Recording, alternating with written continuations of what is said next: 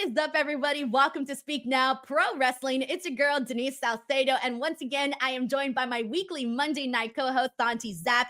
Santi, dang, you came in here and I'm like, let's go, because I'm so excited to talk about the way the show ended. But before we get to that, how are you, Santi?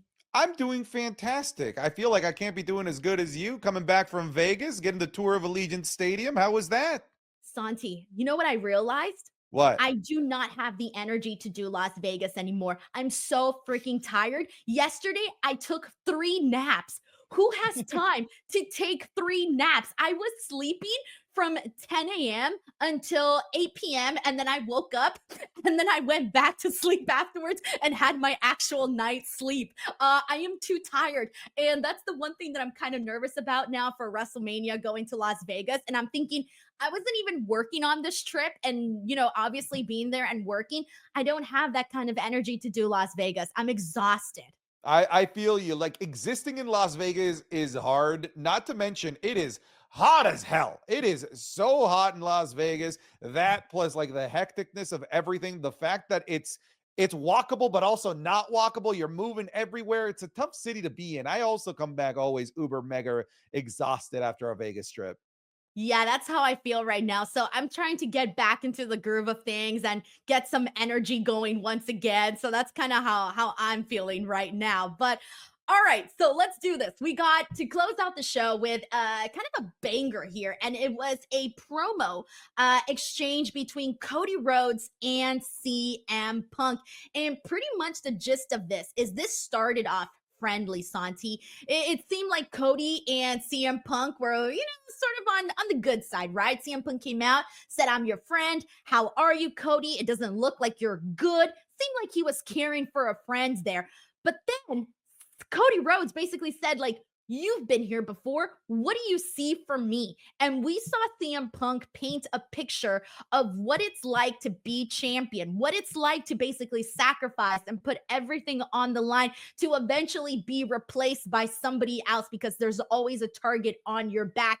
And this quickly turned into this very passive aggressive promo to suddenly these two guys, they weren't chummy anymore. In fact, CM Punk says he is coming for Cody Rhodes' title. He is planning on winning the Rumble, and that is how we closed off the show. What did you think of this promo? So first and foremost, I want to say that this feels like what they were trying to do in that promo after WrestleMania between The Rock and Cody Rhodes. The like passive aggressive, like, "I love you. You want to hold the title? Yeah, that's great. Cool. I'm coming for you at some point." I felt like this was just a much better version of that. And also, just as a quick aside, before I tell you like what I thought about this, to me, this just sort of spells out Mania. This is what I want to see. I feel like The Rock is it just doesn't fit in this anymore. This promo made me demand Cody Rhodes versus CM Punk. I thought the promo was fantastic. I love the line where Punk said that the guy that I'm talking about, the guy that's about to replace you, that's me. Except I'm your friend and I'm not going to stab you in the back. I'm going to stab you in the front. And I'm going I to go to love that. WrestleMania and I'm going to take the title from you. And I love Cody Rhodes talking about the history of how the guys felt in the back about CM Punk, that they were always chasing to be the next CM Punk. Even when CM Punk left for those 10 years, because everyone kept chanting CM Punk, they were still trying to chase the ghost of CM Punk. But now Cody believes it's Punk chasing Cody. I love this promo. This was brilliant. Cody Rhodes told CM Punk he had to catch up. Santi, I was thinking about this. Like, go back like several years, right? When CM Punk was still with WWE, obviously champion, and Cody Rhodes was kind of, like in the mid card to the lower card, depending on what time frame you're talking about. And if you would have said, "Hey, fast forward to the year 2025. By the time we get to 2025, Cody Rhodes would have had more WrestleMania main events than CM Punk." Think about telling yourself, your past version of yourself, that little tidbit, and you probably wouldn't believe it. And now 2025, and that's the truth. That's where we're at right now. So when Cody Rhodes told CM Punk, "Oh, you need to catch up," I thought that was freaking good. And of course, we're all, anticipating whether or not he's actually going to get his WrestleMania main event. But back to the line that you mentioned, where he said he was going to stab him, in the heart. To me, I've always loved that whole saying of like, I'm not one to stab you in the back. I'm one to stab you in the heart where you can see it. And I've always liked those kinds of personalities. And I feel like that embodies CM Punk's characteristic very well. Like, he's not going to go and stab someone in the back where they don't see it coming or they don't have the time to fight back. No, he's going to stab you in the heart and like watch you bleed. Yes, That's great. yeah, I'm with you. I love this, and this is the perfect way to sell me on a babyface versus babyface match. They did a far worse job of selling me on babyface Seth versus babyface Punk in the months leading up to their match at Raw Netflix. They did a much better job of building babyface versus babyface Cody versus Punk in just this segment alone going into WrestleMania, because there were no CM Punk chants drowning Cody Rhodes. Cody Rhodes was over. Still, unlike when Seth Rollins would speak, CM Punk chants would just deafen the building. This would be a uber over mega babyface in Cody Rhodes versus uber over mega babyface CM Punk. That would be huge. It almost, obviously this feels like a bit of a stretch, but those, for those historians, it almost feels like how big and over a babyface Stone Cold Steve Austin and The Rock were going into Mania 17. Obviously, there was a heel turn within the actual match itself, but they were both going in as giant over baby faces. And we could be seeing something, even if it's like 10% of that, that would be huge. That's the thing that I was thinking about too, because when you do have these, massive baby faces in Cody Rhodes and CM Punk, it's those situations where you kind of go back and forth, right? I know everybody here, if you ask anybody watching, are you a Cody Rhodes guy or are you a CM Punk guy, girl, whatever? Who, like, everyone is going to specifically give a name. I feel like both of these guys have very, very passionate fan bases. I consider myself like a big CM Punk fan. So that would be the person, right? But I love Cody. I love Cody. I can't hate Cody. Are you kidding me? I love, seeing him finish his story, seeing him turn the page on his career. And I feel like a lot of people are going to find themselves like that. Of course, there's going to be people that are like, I love Cody and I hate CM Punk, right? That is going to happen. But even then, that's going to be great because it's going to be like, my baby face is better than your baby face. And so everyone's going to kind of look at this a little bit differently. And I think what they did here, Santi, they did a bunch. First of all, like you just mentioned right now, we can sort of eliminate The Rock from this WrestleMania scenario. When you and I first started doing this post show, we were like, oh, yeah, maybe we're going to see The Rock and this person, Rock and Cody, Rock and Roman. And we still didn't really know what direction we were really heading into. It was just a bunch of people connecting in different ways. But now, given everything that we've seen, it feels like we're slowly starting to eliminate some people from the picture and just kind of focusing on what is being shown to us right now. So I think the two things that they did, one is they made you really feel like there's a strong possibility that CM Punk could walk into the Rumble and could win the Rumble. I love this because I think a lot of people, including myself, are going into this expecting John Cena to win. And now you're making me scratch my head and think twice about whether or not it really is going to be John Cena. So I love that they did that.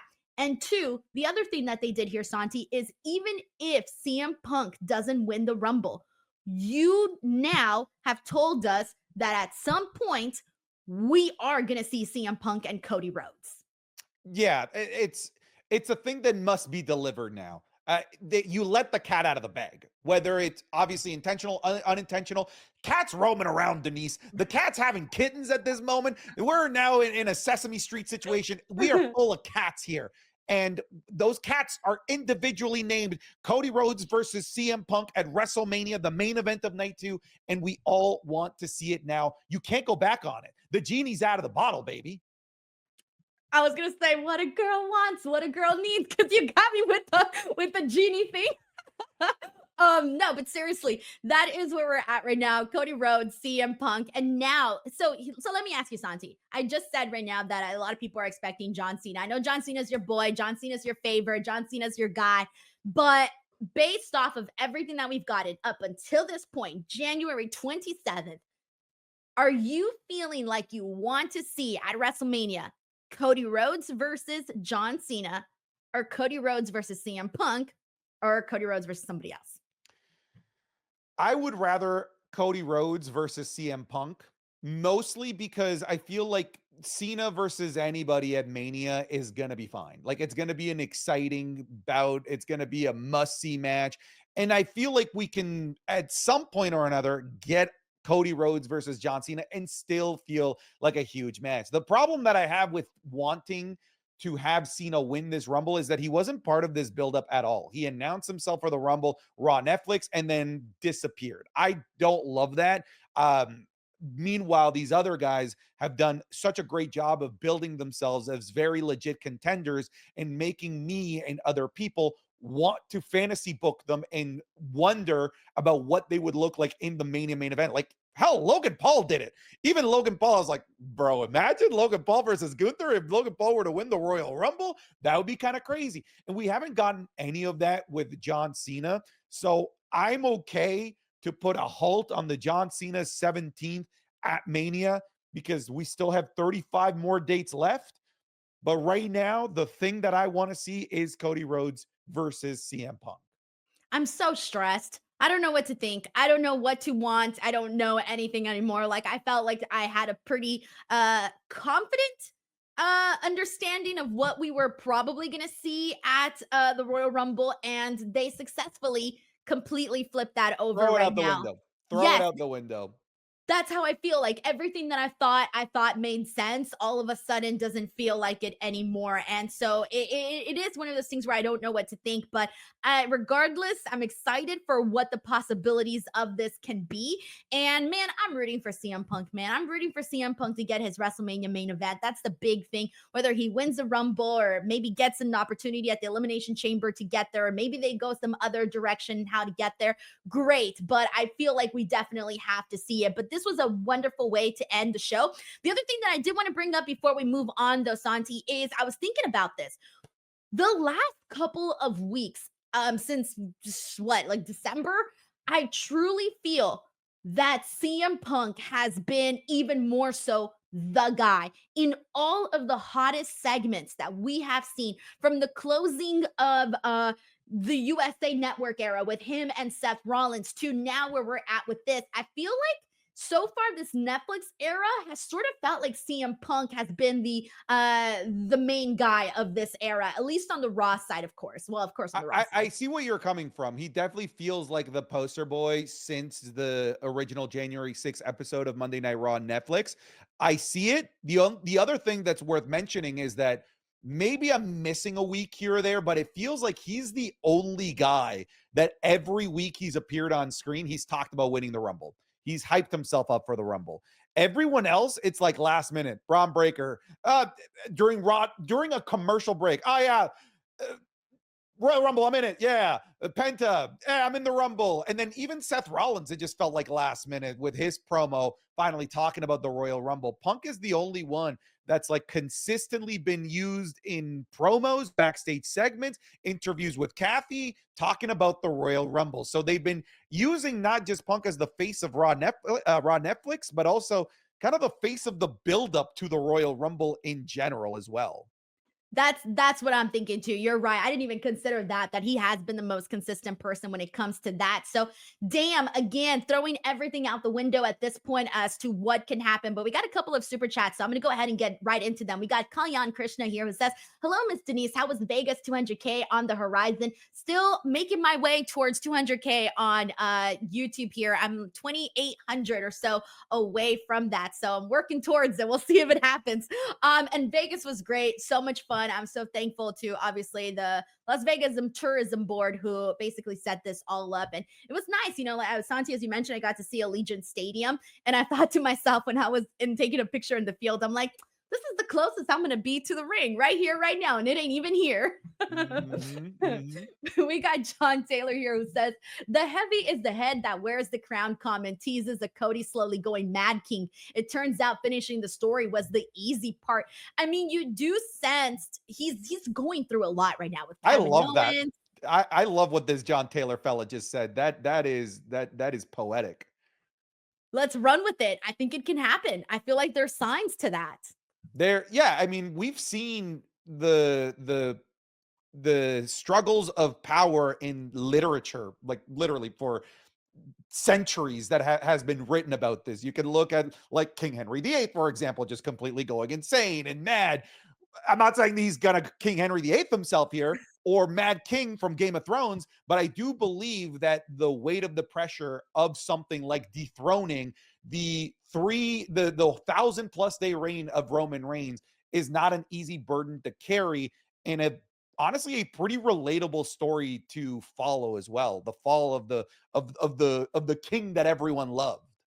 That's why I loved what CM Punk had to say, where it's like, he's going out there and he's sacrificing himself just so that someday somebody else climbing up the ladder will like knock off Cody Rhodes. And I thought, damn, that is pretty much what you see with every champion. It's gonna happen, and that could turn somebody mad. So yeah, I do love all of that. We got Anthony Giuliano here who says, "You think Jey Uso would win Money in the Bank? Make more sense." It's really hard for me to say that Jey Uso should win the Money in the Bank. Of course, we're still a little early on. I just kind of feel like Jey Uso has had a lot of chances to become champion, and it just hasn't happened. Santi, I know you and I talked about this the week before Saturday night's main event, and it kind of, I think it got some traction. Like there was people sort of feeling that Jay might actually defeat Gunther, and then he didn't. Yeah, maybe this can be a quick segue. Like, we can do the Jey Uso segment right here because there was nothing to it. I was like mad, if I'm being honest with you. Jey Uso just lost one of the biggest matches of his career, and he's having just a ball doing the longest entrance I've seen anyone have on Monday Night Raw. Yes. Good Lord. It was like 7 minutes long. It went like 3 times over his entrance theme. Quavo's just chilling over there, only to speak for 30 seconds and just kind of revert to the happy, fun-loving Jey Uso. Like, bro, you just lost the biggest match of your career. It felt like it was a huge waste of a segment. It's the same thing that we're seeing now. It's a cycle. It's Jey Uso says he's gonna be the champion. He's gonna be the guy. He gets a title shot. It doesn't happen. And then he cuts another promo saying the exact same thing, gets another title shot. It doesn't happen, cuts a promo, and just so on and so forth. That's sort of the circle of Jey Uso's current career that we're seeing. So at some point, people are gonna be like, nah, you know what? This is just the yeet thing. That's all it is. There you go. There's a time clock Gunther on was this. right. Gunther said, "Your words do not match your actions." He said that in his promo, and you and I said, he's kind of right. And we're literally seeing it again, like manifested in that audacious 8-minute entrance of him yeeting. It felt out of place coming off the back of somebody who literally just lost the biggest match of their career. Kind of felt like some of the fans that were rooting for Jey Uso to win were more disappointed than Jey Uso himself. Yeah. Oh man, we got John Taylor who says, Santi, I'm pretty sure you invented Riz on your prom day. Way to break the internet with the prom pic. I I didn't was hot. see I was that. hot. Oh my god! Wait, Yeah. you posted your prom pic? Well, I posted a prom pic. A bunch of creators were posting prom pics on Twitter. Well, Wheezy did, and then I replied with my prom pic, and then everybody started replying with their prom pic. Yeah, man, I was hot. What can I say? All right, I'm gonna have to go look at that. What do you call it? I've shared my prom pic in the past before. I'm very proud of it, Santi. There's two things I'm proud of, and I know Mm. it's probably not something people are often proud of, but I was very proud because I was one of the few people that went without a date. Now, don't laugh at me. I know people are gonna be like, "Oh, she's proud of that." No, I was so proud of that because my picture is just me, and Just it's no you. date. It's It's just just me. me. Oos. Day Yes. one. It's just me. Oos. My chat is saying that the emphasis on what on Santi was hot is was. Screw you guys. That is so sad. That is That's so sad. mean. Okay, That's I'm gonna mean. go look at that, and I'll be the judge of it, Santi. Next week, I'm gonna be like, all right, Santi, either went downhill for you or it didn't. If it goes downhill, please don't tell me. I'll be like, well, Santi, your chin was a little bit more refined back then. I don't know what Oh, oh man. happened. That's great. Oh my God. We got Phil Amuet here who says, I can't believe I never even thought of this. I need CM Punk versus Cody Rhodes at WrestleMania. My God, that was absolutely brilliant. So, you, me, a bunch of other people here, Phil, we're all sort of feeling the exact same way. You know what this feels like? You ever go on the teacup ride? and you're just like spinning in all these different directions, and you like it when you go this direction and you like it when you go that direction. That's sort of what I've been feeling lately with this What whole the hell WrestleMania kind of story. analogy is that? The teacup ride? Yeah. Oh, I love the teacup rides or like any of the rides that spin. You know what I'm saying? Like, I'm having fun when you go this direction. I'm having fun when we go that direction. That's what I'm feeling right now with this. Okay. Like, I was interested in the idea of like, oh, I love the idea of Cody and The Rock. Woo, I'm having fun. Oh, I I love hear the you. idea of Cody and CM Punk. I'm having fun. Cody and John Cena having fun. That's what I Kid in a feel candy like right store. now. Kid in a candy store is what we are right now. I'm reinventing the wheel, Santi. It's now Yes, the Kid in the the teacup Teacups. ride. This is the teacup ride, folks. Get in. It's literally my favorite. All right, we got Nat1V37 who says, if you could book WrestleMania 42, who would be the main event and what would your storyline be? Oh my god, I don't Brother, even know if I that's a can that's a think that 30-minute far. YouTube video. Subscribe to Denise and then maybe she'll do that because that is a complex question. It really, really is. But I guess to give an answer right now, I'm trying to think of the future. So I'm gonna go with Braun Breaker and CM Punk. Fuck it. I don't know what I'm doing. Just throwing something Okay. crazy out there. I'll go Cody Rhodes, Randy Orton. Okay. Okay. See, not bad. Not bad. Nat1V37, thank you so much for the super generous super chat. And I think that's definitely, like Santi said, like a whole video idea that can definitely be done, especially considering how far WrestleMania 42 is from now. Thank you so much. I'm still not over WrestleMania 39. Like, I'm still feeling the effects of that.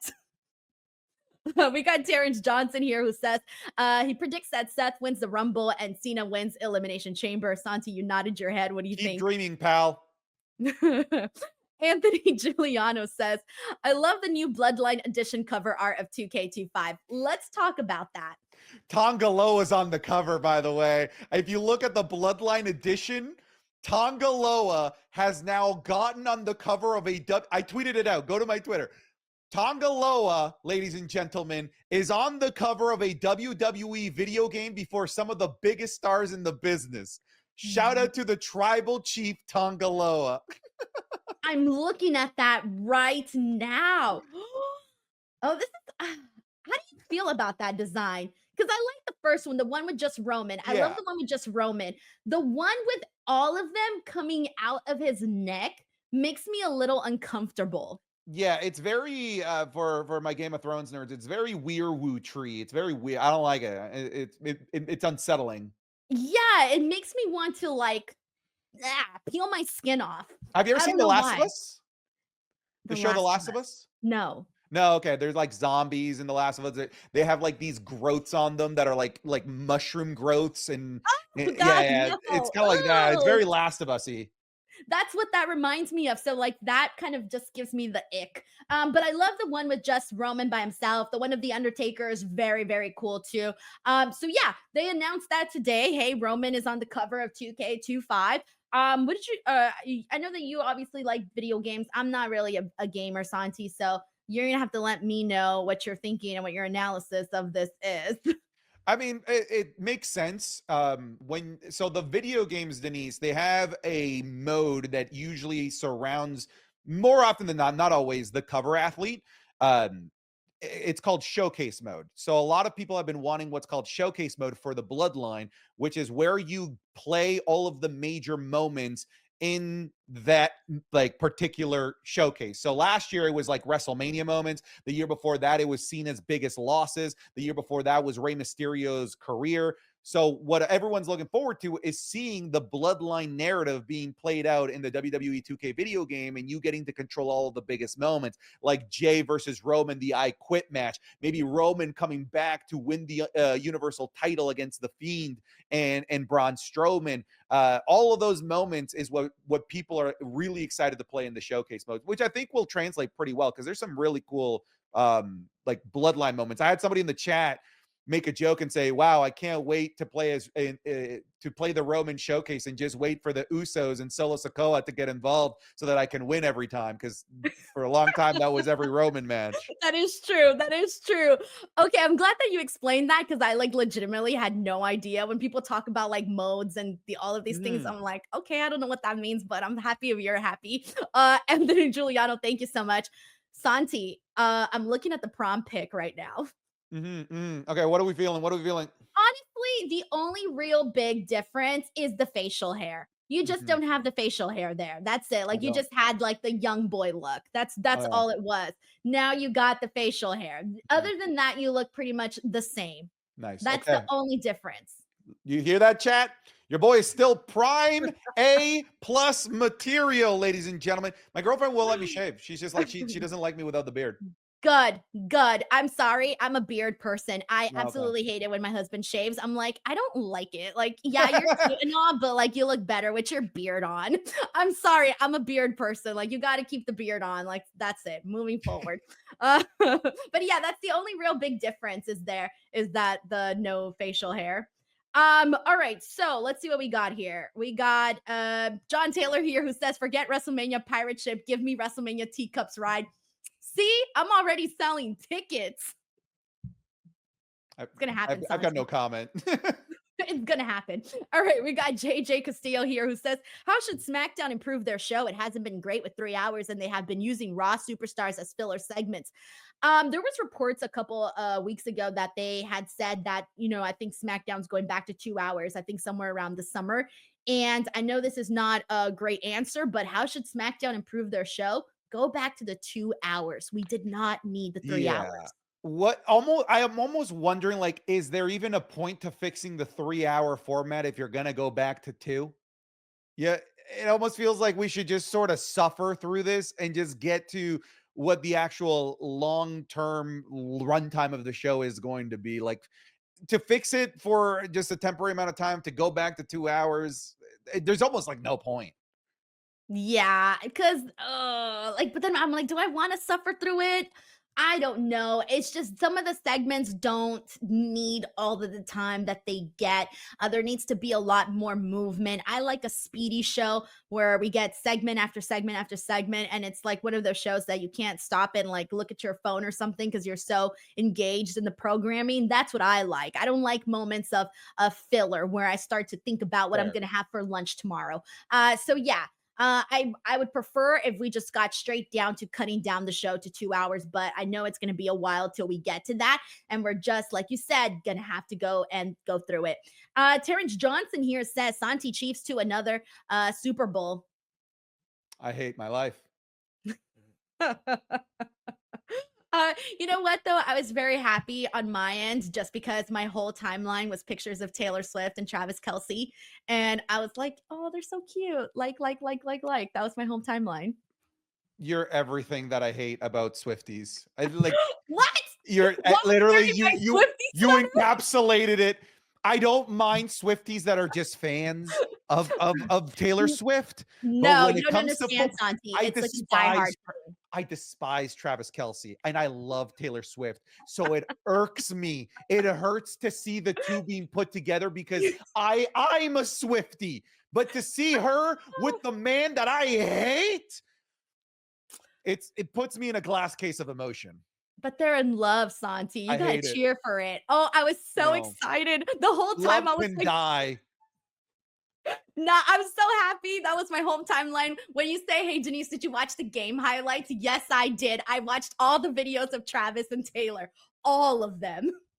All right, we got Adam Diaz here who sends in a generous super chat. Didn't write a comment, but thank you so much, Adam, for sending this in. That was very nice of you. We got John Taylor who says, Santi, you still got it. Clap, clap, clap.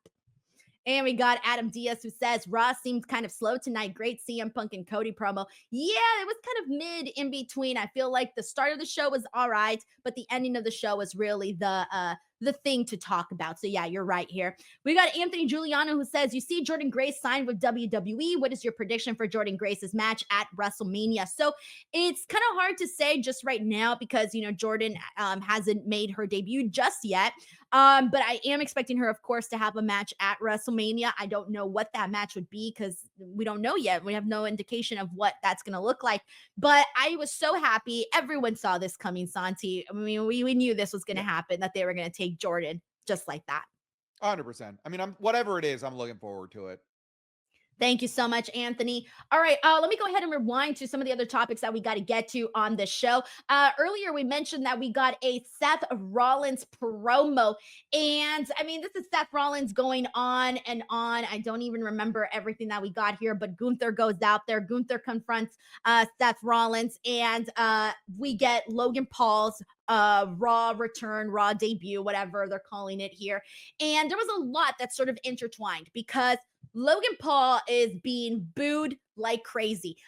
You couldn't hear anything that he was saying throughout this entire promo, but he did declare for the Royal Rumble. And Gunther went from wanting Seth Rollins to win the Royal Rumble so he could beat him to wanting Logan Paul to win the Royal I Rumble love that. so he could beat him.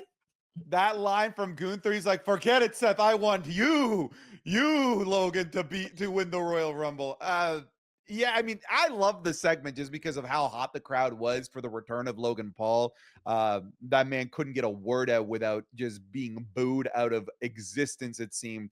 I felt, me personally, Denise, I felt like when Seth Rollins was out there by himself, typing himself up to win the Rumble, it felt hollow. I never really believed it. I couldn't really get behind it. I was I was definitely a lot more behind the idea of not him winning the Rumble, but the idea of him versus Gunther. Like if Rollins were to win the Elimination Chamber, for example, and then we get Gunther versus Seth Rollins, that's what this segment did. It got me on board for that in the future, but it did not get me on board for Seth winning the Rumble at all. No, when he was saying, I'm gonna do this and I'm gonna eliminate that person and I'm gonna say eliminate this person. I'm like, that's nice, Seth. That's really nice. And I'm glad Yeah. that you think that, but And we I'm yeah, not buying it. we even once again got CM Punk chants when he was out there. Like it's tough sledding for Seth, and I think it's gonna be for a while until he turns heel. Did you see that tweet that Becky Lynch when she was at a basketball game and then like the reporter put Becky Lynch and her date and it was Seth Rollins? No, I haven't seen that. Oh my gosh. Okay, I'm gonna look for it and I'm gonna send it to you. All right. But I felt like that was essentially poor Seth Rollins. He's just been constantly disrespected, but it was really funny though. It's hilarious actually because they just put Becky and her date and she was the star. Like the camera was just on Becky Lynch and Seth Rollins is like half his face was cut off in the little screen. It was so sad. But here's the thing that I was kind of excited for. I know that everyone hates Logan Paul. I know it, all right? But since the moment that I saw that Logan Paul signed with WWE and was going to have all these matches, the first thing that I tweeted, and people were so mad, Santi, they were so mad that I put, I want to see Logan Paul versus Gunther. That was my first tweet that I tweeted out. I think it's gonna happen. I don't know if it's Mania.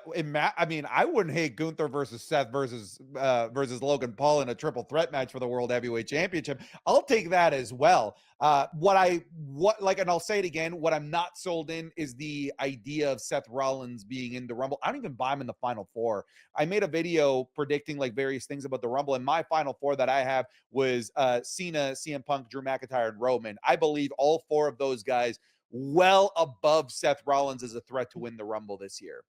I feel you on that. However, when Seth Rollins did say that he was going to eliminate Roman Reigns, I thought, I could see them, recircling back, Seth and Roman because that's some unfinished business there. That part was intriguing. I said the same thing. I was like, are they teasing Seth versus Roman at Mania? Because I'm down. Sure. Okay. But then they kind Dude, of I am teased too. Roman versus Drew at Mania and the same show. Like I want to see Roman versus Drew, but I want to get to the point where Drew would actually defeat Roman only because it would mean so much more if Drew defeated Roman than Roman defeating Drew. And I don't think we're there yet where Drew would defeat Roman, or maybe I'm wrong. I don't know. Versus like Roman and Seth, I think Roman should defeat Seth if we Because did it right now. That's what I'm saying. He's never beaten him clean. So it's like, all right, I'm kind of leaning more towards him and Seth, but hey, that's where we're at right now. We got Phil Amuet here who says, big ask. I know, but if I were WWE, I'd bring Jordynne Grace to the main roster, have her win the Rumble. Bianca versus Rhea is the rumor, but I want Jade versus Bianca and Jordynne versus Rhea WrestleMania worthy. So, two things here. One, I do think Jordynne Grace should go straight to the main roster. That's feels like almost a given, of course. I don't know about winning the Rumble. It's so hard to predict because you got Charlotte Flair, you got Io Sky, you got some other people there. But with Bianca and Rhea, like this is a match we have been wanting for such a long time. I know we got a lot of new toys to play with, but let's not forget that Bianca and Rhea is a match we've been wanting to see. Yeah, do you think that they it feels like the degrees of separation between Rhea and Bianca, they're so far apart right now. Granted, the Rumble can bring everything and jumble it up, and then all of a sudden, boom, Rhea versus Bianca is right there. But I genuinely, obviously, that would be the biggest available match in the women's division, in my opinion. I feel like that's bigger than, in terms of star power, bigger than Charlotte versus Tiffany, which is the other match that so many people want. I just don't see how we get there. Not at WrestleMania 41. I could absolutely see it for first night, two-night SummerSlam, WrestleMania 42. It just feels like they are one too many degrees of separation away right now. Not to mention the baggage that Bianca currently has with the story of who attacked Jade Cargill, which it looks like that's going to be used to build up to a WrestleMania program because they've still yet to address it. And if they address it after the Royal Rumble, then we're knee deep in the road to WrestleMania. And I wouldn't be surprised if that's what is the catalyst for Bianca's path to WrestleMania, which if that's the case, then we're really far away from Rhea Ripley. See, you have made some great points there, and I agree. It does feel like a little bit out of reach right now. However, given that right now we're talking about Cody and CM Punk and how we didn't really know for sure that that was going to be a direction or not going to be a direction, it takes one segment. And they got this talent portal thing, Yep. which is kind of like their way to, it's their carpooling. You just get in it, right? It's their cheating path. Like, this is what we're getting. Like, you can do this talent portal, and all of a sudden you have this Bianca Rhea confrontation, right?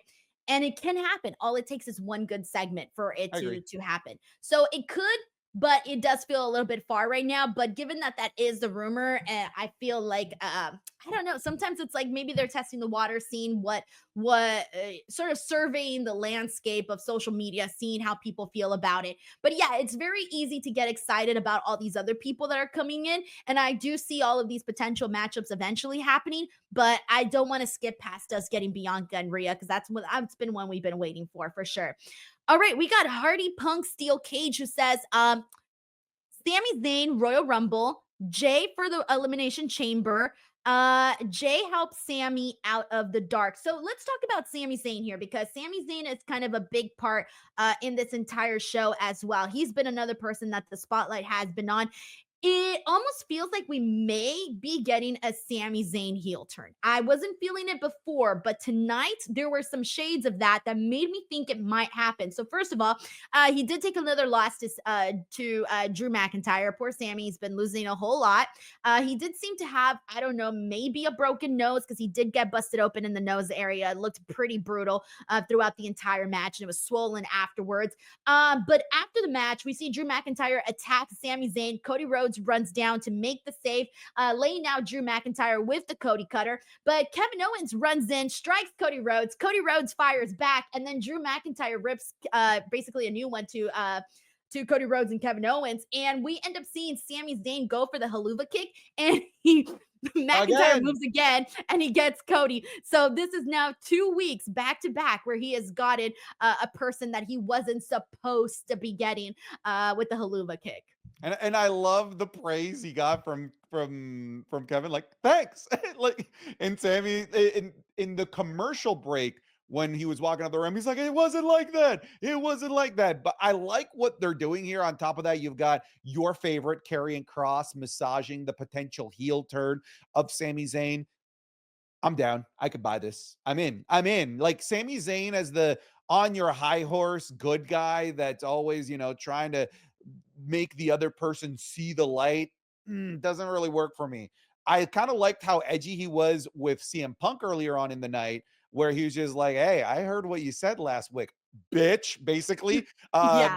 Yeah, you think that I'm not on your level? Okay, all right, fair enough. You're right. You're not on my level because I'm the one that's been in a WrestleMania main event. I was like, okay, I could get behind this kind of Sami Zayn.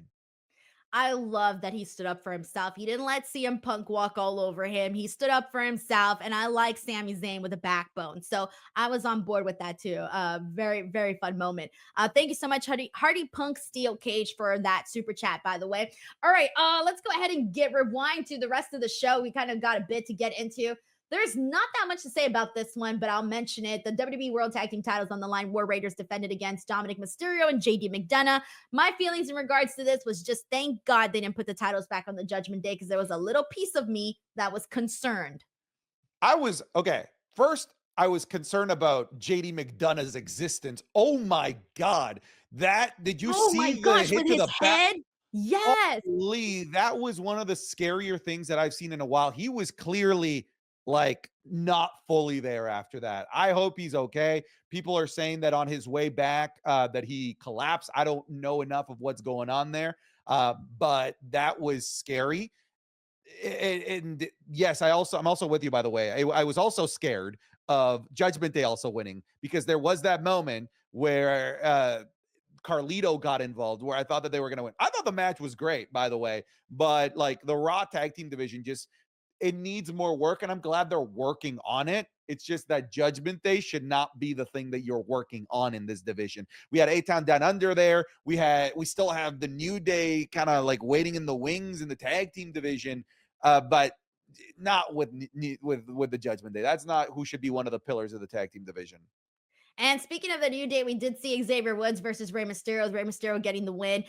Xavier Woods' family was out there. They showed up fashionably late, and we find Mm. out that they have New Day sucks t-shirts, and they turn on Xavier Woods, of course, and they after the match they're all shaking hands with the LWO. That was pretty much the big thing that happened out of this. Yeah. Last week, Santi, you said that you felt like you weren't getting enough of the New Day. Do you still feel that way this week? I do. I'm getting the thing that's in like it's entertaining. I do think that it's entertaining, but when you like really think about the grand scheme of things, what does this do for the New Day aside from giving us the fans like a fun laugh? Like, oh, that's a fun gimmick. Ooh, you're so bad that even Ludwig Kaiser and Pete Dunne kind of gave you the ick face and walked away from you. But when you think about it, like, yeah, these are cool, fun little moments, but they pale in comparison to the big climax that you already did, which was the heel turn on Big E. You've been just kind of poking the same button over and over again every single week. Sometimes it's really entertaining. I was entertained this week. Sometimes it's less entertaining. Sometimes it feels forced. Sometimes it feels organic. But at the end of the day, they're not really building on the awesome foundation that they built from themselves off the back of the Big E heel turn. That's what's missing. They seem to be shifting sideways as opposed to actually moving forward with something of intrigue for the New Day. Right. I think a lot of people were sort of expecting them to either be going on an annoying winning streak to the point where they did become tag team champions. I think we were expecting this to benefit them because they had said, like, you're holding us back, Biggie. Like, we're tired of hearing about you. Like, all of this has held us back. And I think people were sort of expecting something a little bit different there at this point with the New Day. So, again, they've been doing engaging stuff every week, but now we're just a matter of, all right, what's next? What's the end game here? What's the goal? What's the goal in mind with the New Day, and how are we going to capitalize from the attention that they're getting right now and the attention that they got when they turned on Big E? We got Demon Murder here who says the men's tag division is weak in my opinion. Yeah, I feel that way for the SmackDown tag division is stronger than the Raw tag team division. They still haven't necessarily won me over either. I still think the entire tag team division in WWE needs a little bit more tweaking. But the SmackDown division is stronger than the Raw one for sure. Thank you so much, Demon Murder, for the super chat. All right, let's keep it going. We got Bianca Belair and Naomi versus Liv Morgan and Raquel Rodriguez. Fun match. Liv Morgan and Raquel get the win. Of course, this was non-title. I don't love Santi seeing the champions get pinned, especially when it's the women's tag team champions. I don't love it because for me, I feel like the women's tag team championships, like it's been rocky. It hasn't been smooth sailing for any of the champions. And even right now with Bianca and Naomi, when Bianca and Jade lost the titles, I didn't love that for them. And then, they won the titles back. Okay, great. Now we're doing this Jade Cargill storyline and Bianca and Naomi, the tag team champions. It still hasn't felt like they have been so progressively strong throughout the entire time. So for me, I don't love seeing the champions lose. I hope this means something, especially since it was Liv Morgan who, I think it was Liv who, yeah, it was Liv who defeated Naomi. So I was glad, Yes. pinned Naomi. I was glad it wasn't Bianca Belair because I don't want to see Bianca Belair get pinned. So in a way, I was glad that it was Naomi, but I did not love though Bianca and Naomi losing, even if it's Bianca non-title. got pinned by Liv like 3 days ago, On on Friday SmackDown? Night SmackDown on SmackDown, yeah. Damn it! I didn't Yeah. watch SmackDown I only watched the first hour of SmackDown last week. Oh my Yeah, it was god, a never like mind. a big Screw it what was I like a said. s yeah, it was like a big 6-woman tag match that had Rhea, Liv, like all of the people that came out saying, "I'm gonna be in the Rumble." Liv pinned Bianca and has now pinned Naomi. She has pinned by herself in the last 3 days both women's tag team champions.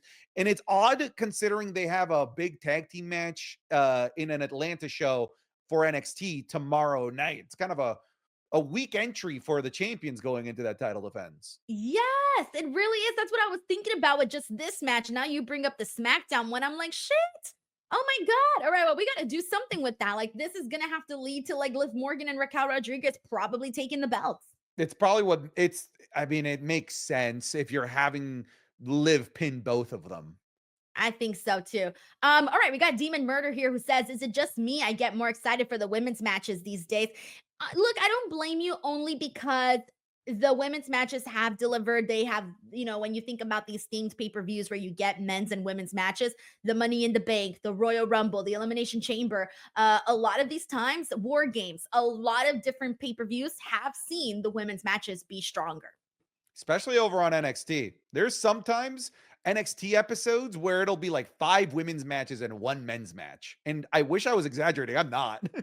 No, but I like it. Like the way I see it is like if you're doing a good job, you're doing a good job. Like I know this isn't an NXT podcast, but damn, Santi, I have this bit on my Tuesday show where and I stole it from Cero Miedo, but instead I do when the women are money because that's Mm, literally what they are. And like NXT Tuesdays, it's all about the women. And I I feel agree. bad, but I don't get as excited about the men on that show as I do the women. So and then with just again, last year the women's Royal Rumble was a lot better. So that's probably why you kind of get a little bit more excited for the women's matches than the men's. But thank you so much, Demon Murder.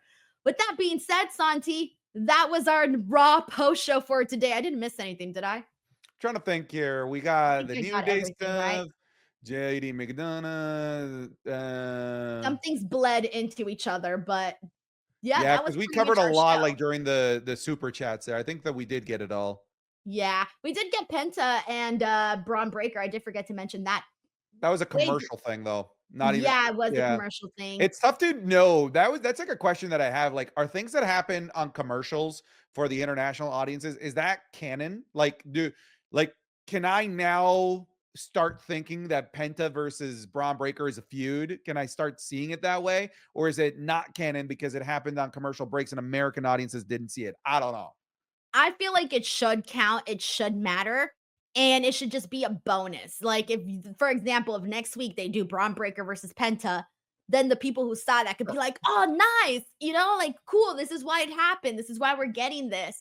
Because there are some things, like, they don't matter, right? Like, you can tell when they were filling for time with, like, Michael Cole and Pat McAfee talking it up, interviewing people, like, all these random little things that they were doing. Some stuff doesn't really look like it matters too much, but then there's other stuff like that, or like the Sami Zayn, CM Punk stuff. I don't even know if that was on TV or not anymore. But to me, that should matter because if I'm seeing it and I'm spending my time watching it, Sure. it should be a teaser for something down the line when it actually does unfold. That's fair. That's fair.